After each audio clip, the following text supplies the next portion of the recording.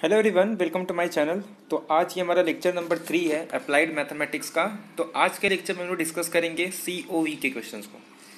तो COV और integral equation ये अप्लाइड का वो सेक्शन है जहाँ से एवरी ईयर 2 क्वेश्चन बनते हैं। 2 क्वेश्चन इंटीग्रल इक्वेशन से और 2 क्वेश्चन COV से,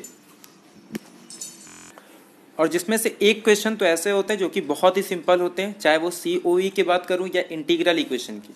तो इंटीग्रल इक्वेशन और COV के एक क्वेश्चन बहुत ही सिंपल रिजल्ट पे आते हैं। बाकी एक क्वेश्चन ऐसा होता है कभी कभी कॉम्प्लिकेटेड आता है और कभी कभी वो भी सिंपल क्वेश्चंस आ जाते हैं। मतलब ये कह सकते हैं कि यहाँ पे आपका 10 मार्क्स की मैं अगर बात करूँ, अगर 4.75 मार्क्स के लिए आ रहा है तो 9.5, और अगर इजी वाला 3 और एक 4.75 तो भी आपका 7 से लेकर 10 के रेंज में सिंपली आप कलेक्ट कर सकते हो। ठीक है, तो ये, और ज़्यादा इसमें आपको टॉपिक भी नहीं पढ़ना है, कुछ सिलेक्टेड टॉपिक जिससे रिलेटेड एवरी ईयर क्वेश्चन पूछे गए वही बस आपको करना है। वही कुछ फॉर्मूले हैं जो आपको याद करके जाने और उसी के बेसिस पे क्वेश्चन पूछे जाते हैं। ठीक है, तो हम लोग पहले, इसमें सबसे इंपॉर्टेंट है आइलर का इक्वेशन। और आइलर के इक्वेशन एक तो मोस्टली एक क्वेश्चन तो सिंपल पे आता है, बाकी एक क्वेश्चन मूवेबल पे या आइसोपेरिमेट्रिक पे आते हैं। बाकी एक क्वेश्चन तो जो स्टार्टिंग में हम लोग आइलर का फर्स्ट सेकेंड थर्ड, और उसमें मोस्टली आइलर के फर्स्ट इक्वेशन के बेसिस पे ही आता है।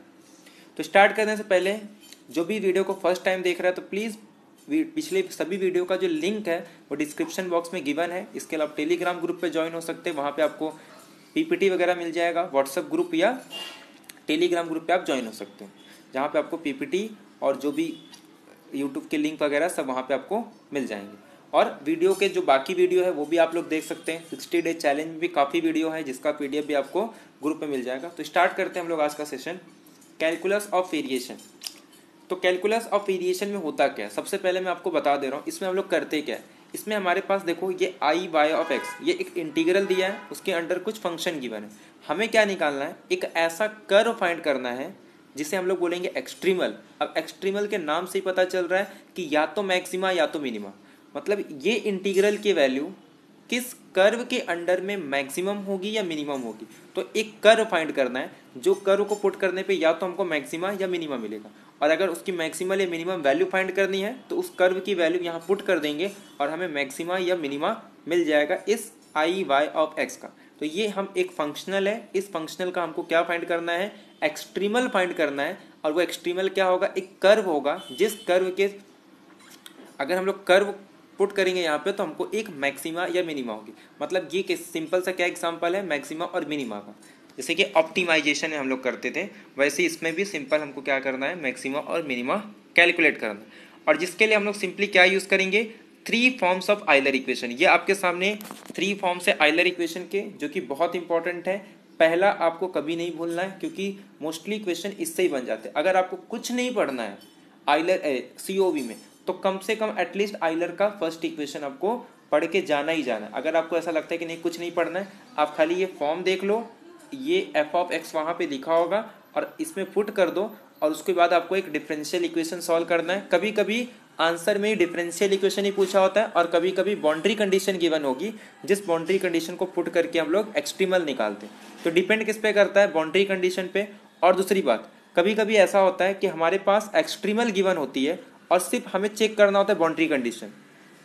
मतलब बिना एक्सट्रीमल फाइंड किए भी हम लोग सिर्फ बाउंड्री कंडीशंस का यूज़ करके ये चेक कर सकते हैं कि कौन सा ऑप्शन उसमें से एलिमिनेट हो रहा है। तो कभी कभी क्वेश्चन वहाँ से भी बन जाते हैं।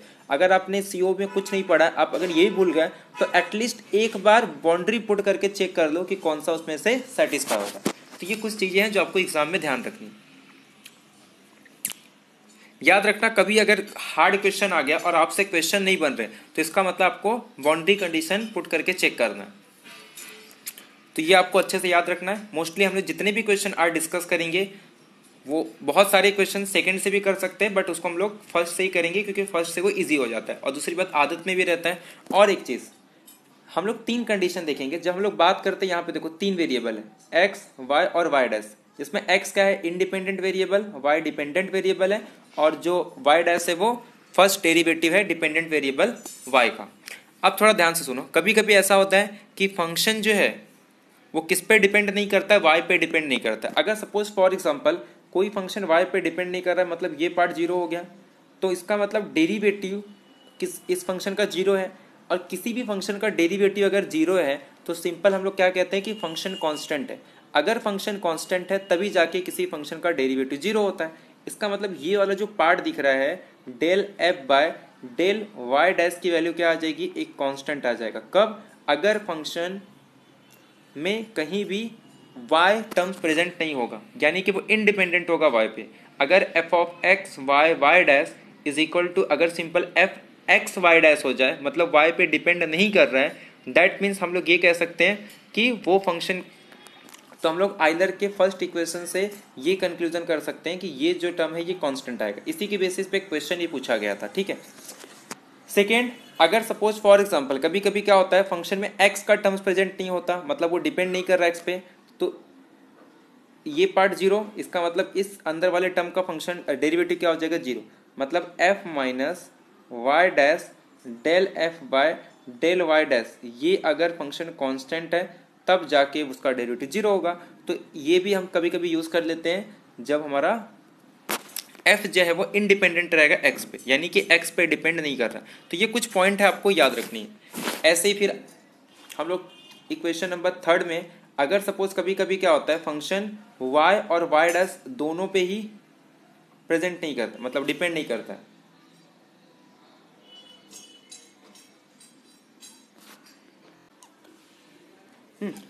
तो एक तो सॉरी, अगर सपोज फॉर एग्जांपल कोई फंक्शन में अगर y डैश प्रेजेंट नहीं है, तो अगर y डैश का टर्म प्रेजेंट नहीं है, तो अगर हम लोग आइलर का थर्ड इक्वेशन लगाएंगे तो ये पार्ट भी जीरो, ये पार्ट भी जीरो, ये पार्ट भी जीरो, और सिंपल क्या आ जाता है del F by del Y is equal to zero.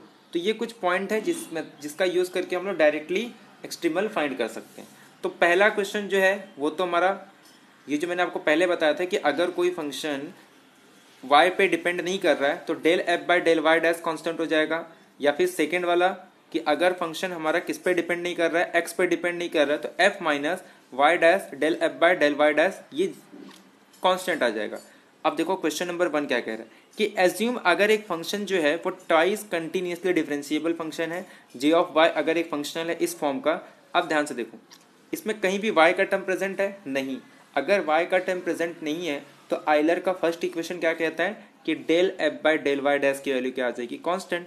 तो कभी कभी गेट 2011 का क्वेश्चन था, हालांकि अब ऐसे क्वेश्चन इजी क्वेश्चन तो गेट में नहीं पूछे जाते, बट कुछ बोल नहीं सकते, तो ऐसे ऐसे क्वेश्चन भी एग्जाम में पूछे जाते गेट में अप्लाइड सेक्शन के, ठीक है। तो हमारा सेकेंड ऑप्शन करेक्ट। सिंपल आपको रिजल्ट पता होना चाहिए बस।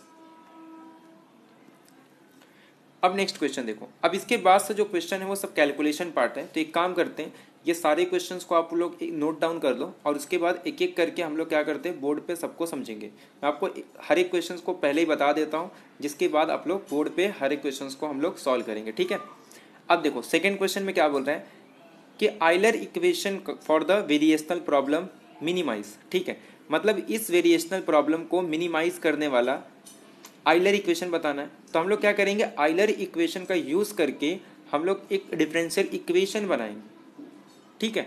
ये मेरे पास एफ ऑफ एक्स वाई है, इसमें आइलर इक्वेशन का यूज करेंगे और उससे हमारे पास एक डिफरेंशियल इक्वेशन मिल जाएगा। तो सिंपल इसको हम लोग बोर्ड पे करेंगे। मैं आपको खाली हर एक क्वेश्चन समझा देता हूँ कि हर एक क्वेश्चन पूछा क्या है। क्वेश्चन नंबर थर्ड में एक्सट्रीमम पूछा है फॉर द वेरिएशनल प्रॉब्लम, मतलब क्या निकालना, वाई की वैल्यू निकालनी है। y की वैल्यू निकालनी है, मतलब बाउंड्री कंडीशन भी दिया है। तो डिफरेंशियल इक्वेशन को सॉल्व करेंगे by using this boundary condition, तो हमारे पास एक फंक्शन मिल जाएगा। और ये भी कब का क्वेश्चन है, गेट 2007 का क्वेश्चन है। तो क्वेश्चन को नोट डाउन कर लो।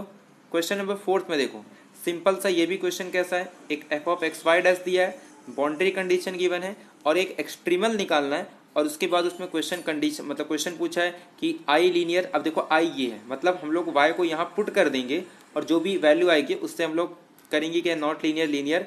और उसके बाद ये जो पहला सेकंड कंडीशन है वो वाई पे कंडीशन है कि जो फंक्शन होगी extremum which can not achieve in the class of continuous function, ठीक है। अच्छा ये जो चीज़ है, जैसे कि for example y is equal to sine X, इसका आंसर है, अगर अभी सॉल्व करेंगे साइन एक्स है। अच्छा एक बात बताओ, साइन एक्स जो है ये कैसा फंक्शन है, कंटिन्यूअस फंक्शन है। और ये कह रहा है कि the functional has a extremum which can not be achieve in the class of continuous function. तो ये पहला ऑप्शन इसका रॉन्ग हो जाता है, ठीक है। बाकी हम लोग देखेंगे कि फंक्शन क्या आ रहा है, फिर सेकेंड थर्ड फोर्थ को हम लोग चेक करेंगे। उसके बाद क्वेश्चन नंबर 5 फिर सिंपल क्वेश्चन है, ये F of X Y dash given है और सिंपल आइलर इक्वेशन का यूज करके डिफरेंशियल इक्वेशन कैलकुलेट करेंगे। बाउंड्री कंडीशन अगर नहीं दिया है तो बहुत ही सिंपल कैलकुलेशन हो जाता है, और वो भी क्वेश्चन कब का, गेट का क्वेश्चन है। नेक्स्ट क्वेश्चन क्या है, फिर से यहाँ पे हमारे पास गिवन है, क्या गिवन है हमारे पास, यहाँ पे एफ गिवन है, फिर से उसका डिफरेंशियल इक्वेशन सॉल्व करना है, गेट का क्वेश्चन है। मतलब गेट में भी सीओवी के बहुत ही सिंपल, अगर आप लोग ये पार्ट पढ़ते हैं अप्लाइड का तो सिर्फ नेट नहीं बल्कि आपका गेट के लिए भी ये हो जाएगा। फिर इसमें देखो ये अब अगर इस फंक्शन को ध्यान से देखोगे, यहाँ पे y का टर्म्स प्रेजेंट नहीं है, और y का टर्म प्रेजेंट नहीं है तो simple del F by del Y dash is equal to constant, इससे करके आ जाएगा ये। और इसको भी बाउंड्री कंडीशन गिवन है, बट बाउंड्री कंडीशन का यूज नहीं करना, डिफरेंशियल इक्वेशन से ही एडजस्ट करके ये हम लोग इसको सॉल्व करेंगे। क्वेश्चन नंबर 8, इसमें भी सिंपल, क्या क्वेश्चन गिवन है हमारे पास, एक फंक्शन दिया है और उसमें बाउंड्री कंडीशन यूज करके एक्सट्रीमल फाइंड करना है, मतलब y ऑफ x की वैल्यू निकालनी है। इसमें भी वही करना है, इसको सिंपल सॉल्व करना है और हमें ये चेक करना है, एक कंडीशन दिया है कि y of alpha is equal to 1, मतलब कुछ इक्वेशन मिलेगा और उस इक्वेशन में ये चेक करेंगे कि ऐसी कितनी पॉइंट होगी, किस किस पॉइंट पे हमें आंसर क्या मिलेगा 1, तो वो तो हमें सॉल्व करने के बाद पता चलेगा। तो एक काम करते हैं, एक एक क्वेश्चन को हम लोग सॉल्व करना स्टार्ट करते हैं क्वेश्चन नंबर 2 से, क्योंकि फर्स्ट क्वेश्चन तो ऑलरेडी हो चुका है, इसका आंसर आ जाएगा 2, तो क्वेश्चन नंबर 2 से हम लोग बोर्ड पे एक एक क्वेश्चन को डिस्कस करते हैं। तो प्लीज़ वीडियो को स्टार्टिंग से पूरा तक देखें, क्योंकि बहुत इंपॉर्टेंट है, चाहे मैं गेट की बात करूँ या नेट की बात करूँ। तो स्टार्ट करते हैं हम लोग सॉल्व करना एक एक क्वेश्चन को, ठीक है। तो क्वेश्चन नंबर 2 डिस्कस करते हैं। अब क्वेश्चन नंबर 2 में हमारे पास एक फंक्शनल वैल्यू गिवन है, is equal to 0 to 1 2x minus X Y Y dash dx। ठीक है, ये गिवन है और हमसे पूछ रहा है कि the Euler equation for the variational problem minimize, तो मतलब किस फंक्शन के लिए मिनिमाइज होगा। तो सिंपल हमें सॉल्व करना है, तो बाय आइलर इक्वेशन,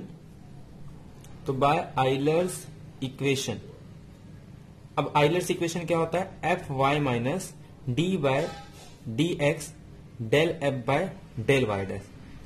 अब ये जो है ये आइलर इक्वेशन, कौन सा आइलर इक्वेशन, आइलर का first equation is equal to 0।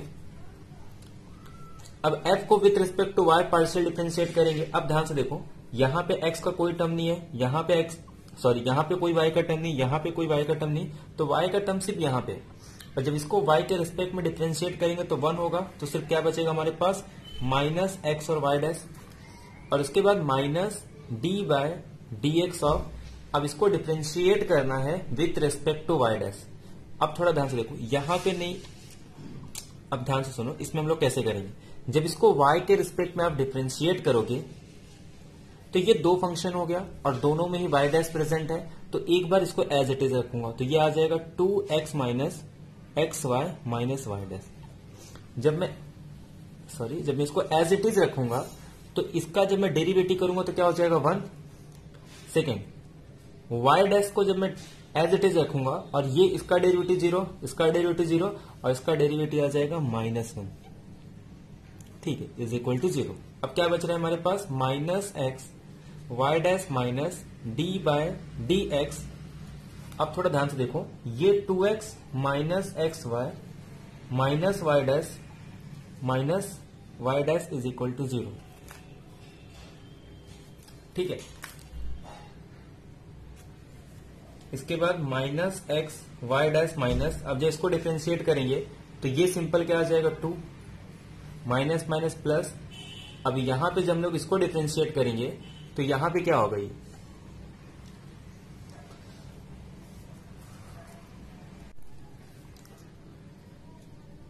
ठीक है। तो हम लोग अब जब यहां पे इसको सॉल्व करेंगे तो ये 2 हो गया, और उसके बाद जब इसको डिफरेंशिएट करेंगे तो ये माइनस माइनस प्लस। अब मैं x को एज इट इज रखूंगा, y का डेरिवेटिव करूंगा तो y डैश, प्लस जब मैं y को ऐसे रखूंगा और x का डेरिवेटिव 1, ये सेकेंड पार्ट हो गया। अब ये देखो, ये मेरे पास क्या है, -2y डैश, और जब इसको मैं विथ रिस्पेक्ट टू x करूंगा तो माइनस और ये माइनस क्या हो जाएगा प्लस, और सिंपल ये आ जाएगा 2 times Y double dash is equal to 0। अब इसको फर्दर सॉल्व करेंगे तो ये minus X Y dash minus 2 plus X Y dash plus Y is equal to Y 2 Y double dash is equal to 0। ये दोनों टर्म कैंसिल हो गए, सिर्फ क्या बच रहा है यहाँ पे मेरे पास 2 Y double dash plus Y is equal to 2। तो ये कौन सा ऑप्शन करेक्ट हो गया? सिंपली हमारा बी ऑप्शन ये करेक्ट है। तो ऑप्शन में आप देखोगे तो बी ऑप्शन करेक्ट है। ये हमारा क्वेश्चन नंबर 2। आई होप आपको क्लियर हो गया होगा। सिंपल कैलकुलेशन है आइलर इक्वेशन का यूज करके। अब नेक्स्ट क्वेश्चन, क्वेश्चन नंबर 3।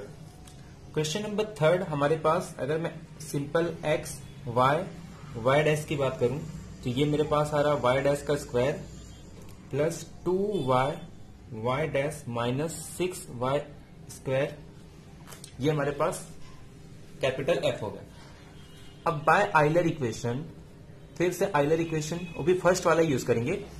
देखो एक्चुअल में इसको सेकंड से भी कर सकते हैं क्योंकि यहां पे जो एक्स है वो प्रेजेंट नहीं है, तो डायरेक्टली हम लोग सेकंड आइलर का सेकंड इक्वेशन भी यूज कर सकते हैं, बट हम लोग यहाँ पे आइलर का फर्स्ट इक्वेशन यूज करेंगे।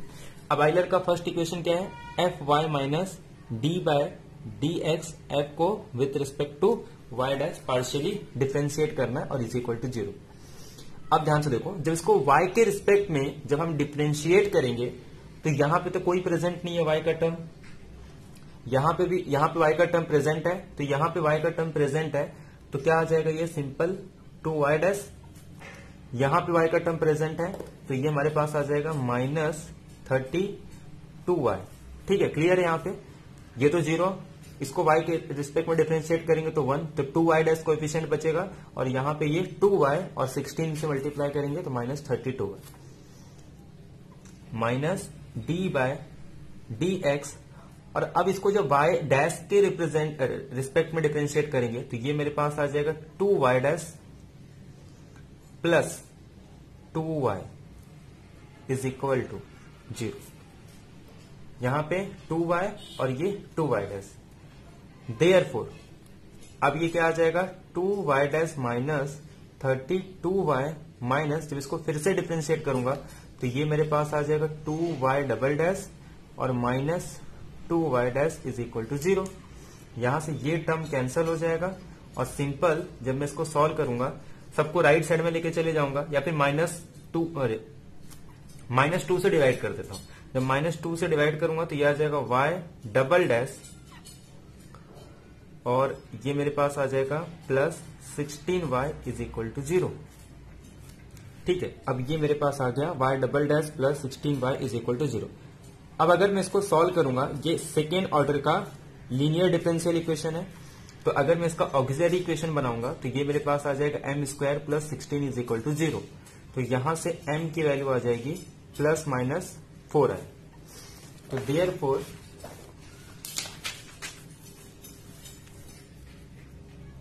इसका सॉल्यूशन आ जाएगा y of x is equal to c1 cos 4x plus c2 sin 4x, where c1 and c2 ये कोई भी आर्बिट्ररी कांस्टेंट है। ठीक है, ये suppose c1 and c2 are any arbitrary constant. अब हमारे पास बाउंड्री कंडीशन क्या गिवन है? बाउंड्री कंडीशन कह रहा है कि 0 पुट करने पे 0 और π/8 पुट करने पे आंसर क्या आना चाहिए? 1 आना चाहिए। अच्छा, कभी कभी क्या होता है, अगर आपसे क्वेश्चंस बन नहीं रहे तो सबसे पहले आप बाउंड्री कंडीशन चेक कर लो। अगर आपके पास 4 ऑप्शन है और उसमें सपोज कभी कभी ऐसा होता है कि तीनों ऑप्शन बाउंड्री कंडीशन सेटिस्फाई नहीं होते और डायरेक्टली हमारा एक ऑप्शन राइट हो जाता है, तो पहले क्या करना है, आपको बाउंड्री कंडीशन पुट करके देखना है और कौन सा मतलब जो एक्सट्रीमल है वो सेटिस्फाई कर रहा है। अगर वो एक्सट्रीमल होगा तो बाउंड्री कंडीशन को सेटिस्फाई करेगा, अदरवाइज वो सेटिस्फाई नहीं करता है।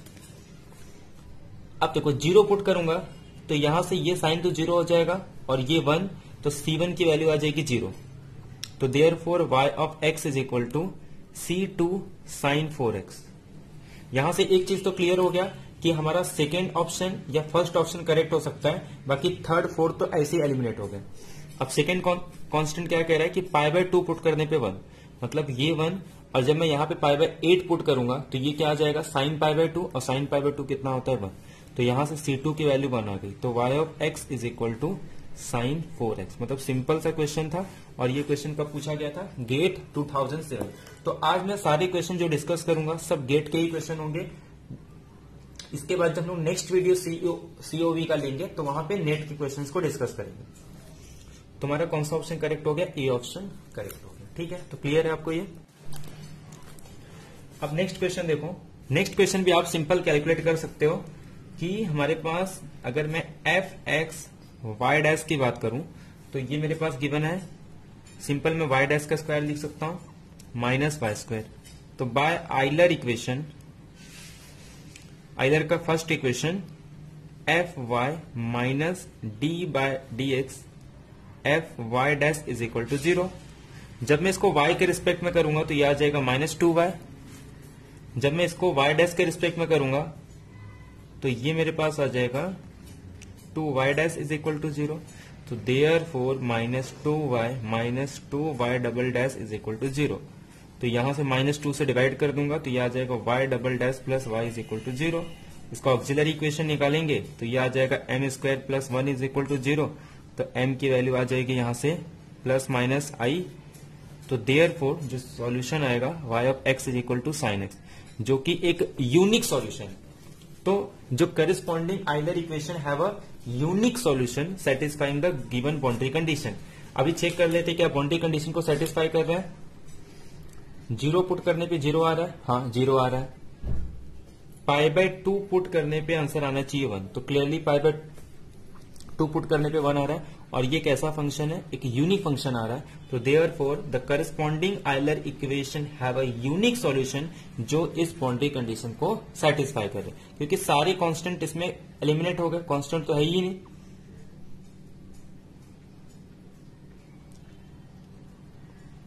रुको 2 मिनट रुको। यहां से मेरे पास सॉल्यूशन आ जाएगा इसका y of x is equal to c1 cos x plus c2 sin x। जब मैं इसको सॉल्व करूंगा 0 पे, देखो अगर मैं इसे 0 पुट कर रहा हूं तो ये sin x 0, मतलब यहां से कांस्टेंट एलिमिनेट हो जाएगा। और सेकेंड टाइम जब मैं π/2 पुट करूंगा तो c1 की वैल्यू c2 की वैल्यू 1 आ जाएगी। तो मतलब ये sin x आएगा। ठीक है, एक स्टेप इसको सॉल्व करके फिर sin x निकालना।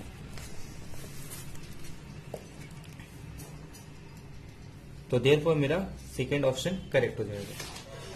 और ये क्वेश्चन कब का है? गेट 2006 का। नेक्स्ट क्वेश्चन देखते हैं। सॉल्यूशन नंबर, ये कौन सा क्वेश्चन था? क्वेश्चन नंबर 1, 2, 3, 4 और ये क्वेश्चन नंबर 5। अब फिफ्थ क्वेश्चन क्या कह रहा है? सिंपल सा क्वेश्चन ये भी है कि f ऑफ x, y और y डैश की वैल्यू गिवन है हमारे पास y square plus X square y dash का स्क्वायर। ठीक है, और पूछ रहा है extremal for the variational problem. इसके लिए वेरिएशनल प्रॉब्लम पूछ रहा है और सिंपल सी बात है, इसमें बाउंड्री कंडीशन भी नहीं पूछा, तो कोई प्रॉब्लम नहीं। सिंपल सॉल्व करते इसको by Euler equation f of y minus, अब तो पता चल गया तो डायरेक्ट लिखते हैं। तो जब मैं y के रिस्पेक्ट में इसको डिफरेंशिएट करूंगा तो यह आ जाएगा 2y प्लस, ये तो 0 ही हो जाएगा, simple minus D by D X. और जब y डैश के रिस्पेक्ट में करूंगा तो ये मेरे पास आ जाएगा, y डैश के रिस्पेक्ट में करेंगे तो इसको 2x square y dash is equal to 0। ठीक है, अब 2y माइनस 2 को तो कांस्टेंट बाहर ले लेते हैं, x स्क्वायर को ऐसे रखेंगे और जब y डैश को करेंगे तो यह आ जाएगा y double dash x plus y dash को ऐसे रखेंगे तो ये मेरे पास आ जाएगा 2x। तो देयरफॉर अब चेक करते कौन सा ऑप्शन है। पहले इसको सिंप्लीफाई करना पड़ेगा। तो ये 2y minus 2x square y double dash minus 4x y dash is equal to 0। ठीक है, एक बार 2 से इसको डिवाइड कर देते हैं, 2 से भी डिवाइड कर देते हैं और -2 से डिवाइड कर देते हैं। ठीक है, तो -2 से डिवाइड करूंगा तो ये मेरे पास आ जाएगा x square y double dash x plus 2x y dash और minus y is equal to 0। ठीक है, क्या किया हम लोग ने? -2 से डिवाइड किया। तो कौन सा ऑप्शन करेक्ट आ रहा है इसमें से? x square y double dash x plus 2x y dash minus 1, यानी कि जो फर्स्ट ऑप्शन है वो करेक्ट हो जाएगा। ठीक है, तो सिंपल सा क्वेश्चन था, सिर्फ आइलर का। और जितने देखो मोस्टली हम लोग क्या करते हैं, आइलर की फर्स्ट इक्वेशन का ही यूज करते हैं। जो कि और उसी से क्वेश्चन बन जाते हैं। कभी कभी ऐसा होता है जो पर्टिकुलर केस होते हैं उसी में हम लोग आइलर का सेकेंड या थर्ड यूज करते हैं, बाकी मोस्टली क्वेश्चन जो एग्जाम में बनते हैं वो फर्स्ट आइलर के फर्स्ट इक्वेशन से ही बनते हैं। तो y of 0 is equal to 1, y of 1 is equal to 2। अब अगर मैं ध्यान से देखूं इसमें कहीं भी y का फंक्शन प्रेजेंट नहीं है, तो इसका मतलब जब हम आइलर इक्वेशन लेते हैं तो F Y minus D by D X F of Y dash is equal to 0। अब अगर इसमें y का टर्म प्रेजेंट नहीं है मतलब ये पार्ट 0, और किसी भी फंक्शन का डेरिवेटिव तब 0 होता है जब वो कांस्टेंट फंक्शन हो, तो देयरफॉर यहां से मेरे पास आ गया कि F Y dash is equal to एक कांस्टेंट आ जाएगा। अब क्योंकि क्वेश्चन में हमारा c लिया है तो इसके लिए हम लोग क्या ले लेंगे यहां पे c। अब ध्यान से देखो, जब मैं इसको y डैश के रिस्पेक्ट में जब इसको डिफरेंशिएट करूंगा तो ये मेरे पास 1/x तो ऐसे ही रहेगा, और ये आ जाएगा 2 times root of 1 plus Y dash का स्क्वायर, और जब इसको फिर से करूंगा तो ये 2y dash is equal to 0, sorry c। यहां से 2 कैंसिल आ जाएगा और ये आ जाएगा y डैश, और इसको अगर ये साइड लेके चले जाऊं तो cx root 1 plus Y dash का स्क्वायर। ठीक है, अब अगर मैं इसका स्क्वायर ले लूं तो यह आ जाएगा Y dash square c square X square, और ये 1 प्लस वाई डैश का स्क्वायर। अब वाई डैश स्क्वायर को ये साइड लेके आ जाऊंगा तो यह आ जाएगा 1 minus C square X square Y dash का square is equal to C square X square. अब अगर इसको मैं देखूं किस ऑप्शन से मैच हो रहा है ये, तो थर्ड ऑप्शन हमारा करेक्ट हो गया, और ये क्वेश्चन कब का है, गेट 2011। मतलब गेट में भी ऐसे ऐसे क्वेश्चन सिंपल पूछे जाते हैं। नेक्स्ट क्वेश्चन देखते हैं, क्वेश्चन नंबर 7। अब क्वेश्चन नंबर 7 में क्या कह रहा है कि 0 to 1 y plus X square plus Y dash का square is equal to 4 D X y of 0 is equal to 0 y of 1 is equal to 0, और इसका एक्सट्रीमल फंक्शन निकालना है। तो देयरफॉर यहां पे अगर मैं f की बात करूं तो y plus X square plus Y dash square by 4, तो by Euler first equation F Y minus D by D X F Y dash is equal to 0। तो y के रिस्पेक्ट में करेंगे तो सिर्फ यहां है तो ये 1, बाकी सब 0, minus D by D X, और जब मैं इसको y डैश के रिस्पेक्ट में करूंगा तो ये 2y डैश बाय 4, मतलब y dash by 2 is equal to 0। Simple ये हो जाएगा y double dash by 2 is equal to 0।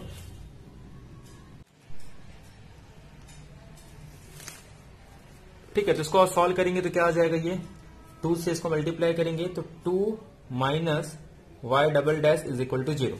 तो यहां से मेरे पास आ जाएगा Y double dash is equal to 2।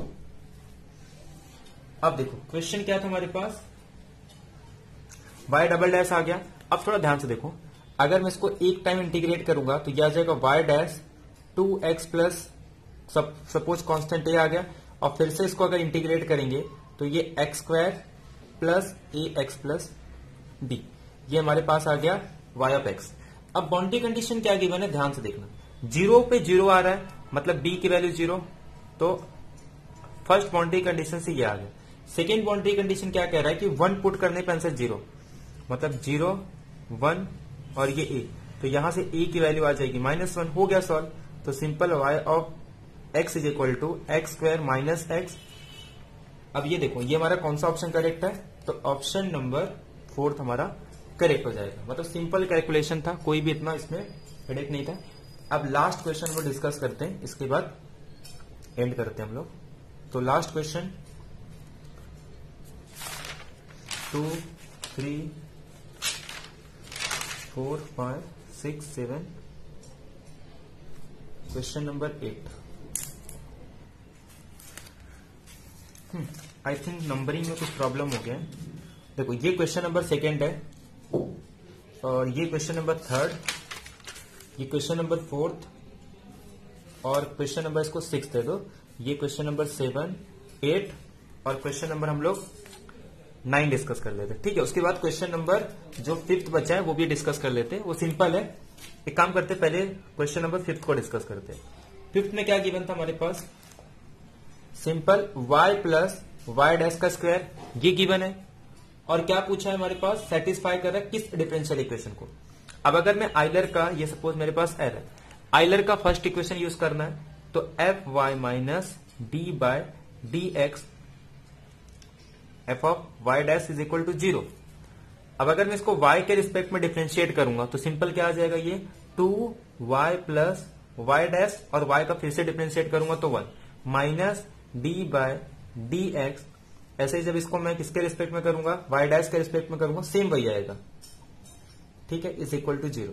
तो therefore 2y plus 2y dash minus 2y dash और minus 2y double dash is equal to 0 हो गया। ये इसमें से देखो ये टर्म कैंसिल हो गया, और जब इसको सॉल्व करेंगे तो ये मेरे पास आ जाएगा माइनस 2y से डिवाइड कर दो, माइनस 2 से डिवाइड करेंगे तो y double dash minus y is equal to 0। अब ये देख लो सिंपल कौन सा ऑप्शन करेक्ट आ रहा है, सेकंड ऑप्शन। तो बहुत ही सिंपल एग्जांपल था ये, क्वेश्चन नंबर 5 जो छूट गया था। अब लास्ट क्वेश्चन देखते हैं, क्वेश्चन नंबर 9, उसके बाद फिर एंड करते हैं, ठीक है। 9 भी बहुत ही सिंपल है, 9 में ऐसा कुछ है नहीं, सिर्फ पूछा है